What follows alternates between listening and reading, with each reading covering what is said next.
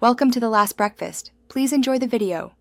You start by enabling device vibration and haptic feedback because PUBG cannot trigger vibrations if the OS blocks them. Go into Settings, turn on Vibrate for calls and system haptics, and then open app permissions for PUBG to allow vibration.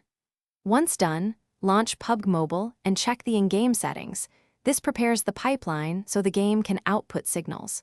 Make sure to restart the game after changing permissions. This ensures the system applies the new vibration rights.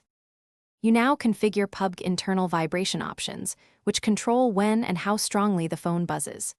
In Settings, find Vibration or Sound and Haptics, toggle recoil, hit marker, and vehicle vibration on, then adjust intensity sliders. You should test this in the training area. Fire automatic weapons and drive vehicles to feel each effect. Once you understand the patterns, lower or raise intensity to balance feedback without masking game sounds, because vibration is meant to complement, not replace, audio cues. You finish by fine-tuning and resolving common issues so vibration stays reliable.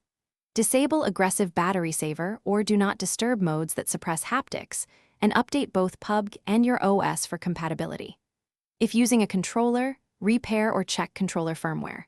If vibration still fails, clear PUBG cache or reinstall the app and test device vibration with a system test or another game to isolate the problem.